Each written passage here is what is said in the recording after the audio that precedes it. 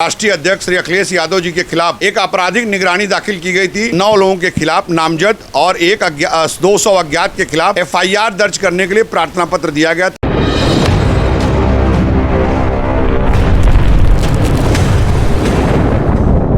हमारा आज प्रेस वार्ता बुलाने का मुख्य उद्देश्य ये था कि माननीय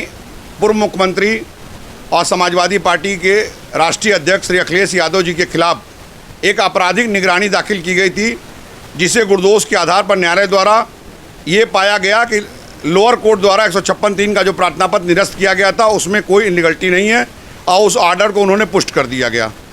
ये क्रिमिनल अपील इस आधार पर दाखिल की गई थी कि लंदन मजिस्ट्रेट द्वारा जो है तथ्यों की अनदेखी करके 156(3) का प्रार्थना पत्र खारिज कर दिया गया था।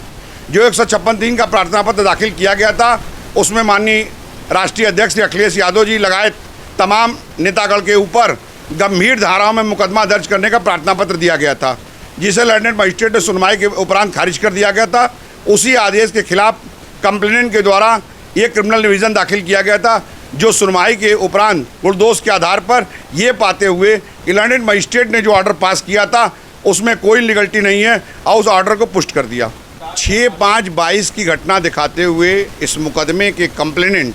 ने एक 156(3) के तहत अखिलेश यादव लगायत 9 लोगों के खिलाफ नामजद और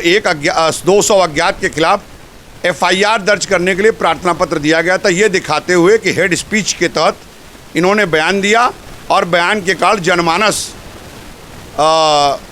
में आक्रोश आया और परिस्थितियां बिगड़ने की स्थिति थी, ऐसा आरोप लगाते हुए इन्होंने 156(3) के तहत न्यायालय में प्रार्थना पत्र दिया था। और उसमें प्रार्थना पत्र में उन्होंने ये कहा था कि वो कोर्ट कमिश्नर की हैसियत से वहाँ पर नियुक्त थे और उन्होंने सारे घटना को देखा।